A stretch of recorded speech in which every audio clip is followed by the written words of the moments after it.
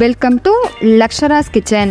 இன்றைக்கி நம்ம ஒரு சூப்பரான டேஸ்ட்டில் வீட்டிலையே மஷ்ரூம் ஃப்ரைட் ரைஸ் எப்படி செய்கிறதுன்றதை பார்க்கலாம். எப்பவும் சாதத்து கூட பருப்பு, சாம்பார், ரசம் இந்த மாதிரி சாப்பிடாம ஒரு தடவை டிஃப்ரெண்ட்டாக சாப்பிட்ணும் அப்படின்னு நினைக்கும் போது இந்த மஷ்ரூம் ஃப்ரைட் ரைஸை ட்ரை பண்ணலாம். இது மஷ்ரூமோட ஃப்ளேவரில் சாப்பிட்றதுக்கு ரொம்ப நல்ல டேஸ்ட்டாக இருக்கும். இதை எப்படி செய்யலான்னு பார்க்கலாம். இது செய்கிறதுக்காக ஒரு கடாயில் தேவைக்கேற்ப ஆயிலை சேர்த்துட்டு பொடியாக நறுக்கின பூண்டை சேர்த்துட்டு நல்லா வதக்கிக்கலாம். பூண்டு நல்லா வறுபடணும், அப்போ தான் ரைஸோடு சாப்பிடும்போது ரொம்ப நல்ல டேஸ்ட்டாக இருக்கும். இப்போது இதில் ஸ்லைஸாக கட் பண்ண பெரிய வெங்காயத்தை சேர்த்துக்கலாம். இது கூடவே ஸ்ப்ரிங் ஆனியனில் இருந்த ஆனியனையும் கட் பண்ணி சேர்த்துட்டு வதக்கிக்கலாம். வெங்காயம் நல்லா வதங்கணும் அப்படின்றது இல்லை, ஓரளவு வதங்கினா போதும். இந்த அளவு வதங்கின உடனே இதில் கட் பண்ண கேரட்டை சேர்த்துக்கலாம். கூடவே கட் பண்ண முட்டைக்கோசையும் சேர்த்துக்கலாம். குட்டி குட்டியாக வேணும்னாலும் கட் பண்ணிக்கலாம், இல்லை இந்த மாதிரி நிலமாக வேணும்னாலும் கட் பண்ணி சேர்த்துட்டு வதக்கிக்கலாம்.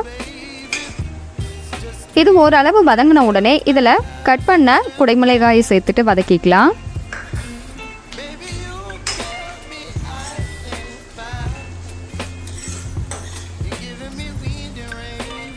இது நல்லா இந்த அளவு வதங்கின உடனே இதில் கட் பண்ணி வச்சுருக்கிற மஷ்ரூமை ஆட் பண்ணிவிட்டு மிக்ஸ் பண்ணிக்கலாம்.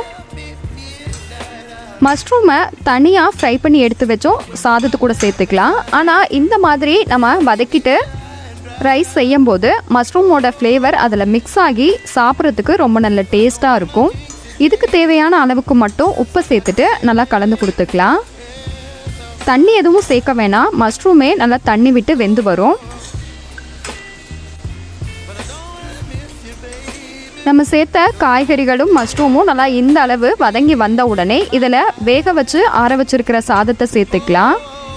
நான் பாஸ்மதி அரிசியை ஒரு அரை மணி நேரம் போல் ஊற வச்சுட்டு நல்லா கொதிக்கிற தண்ணியில் உப்பையும் ஆயிலையும் சேர்த்துட்டு ஒரு 7 நிமிஷம் அளவுக்கு நல்லா கொதிக்க வச்சுட்டு வடிகட்டி எடுத்து ஆற வச்சு இது கூட சேர்த்துருக்கேன். இப்போது இதில் சோயா சாஸ் 1 ஸ்பூன் அளவுக்கு மிளகுத்தூளை சேர்த்துட்டு நல்லா பொறுமையாக மிக்ஸ் பண்ணிக்கலாம். சோயா சாஸ் ஆப்ஷனல் தான், வேணும்னா ஆட் பண்ணிக்கலாம், இல்லைன்னா ஸ்கிப் பண்ணிக்கலாம்.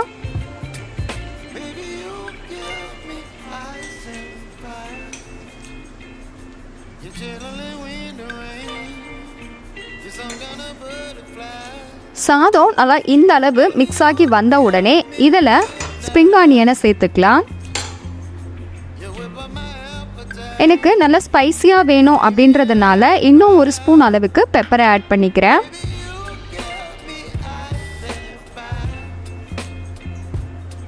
இப்போது இதை நல்லா ஜென்டிலாக மிக்ஸ் பண்ணிக்கலாம். ஒரு பர்ஃபெக்டான டேஸ்ட்டில் மஷ்ரூம் ஃப்ரைட் ரைஸ் ரெடி. கண்டிப்பாக இதே மாதிரி நீங்களும் ட்ரை பண்ணி பாருங்கள். பிடிச்சிருந்தா லைக் பண்ணி, ஷேர் பண்ணி, கமெண்ட் பண்ணுங்கள். மறக்காமல் லக்ஷராஸ் கிச்சனை சப்ஸ்கிரைப் பண்ணுங்கள். தேங்க்யூ.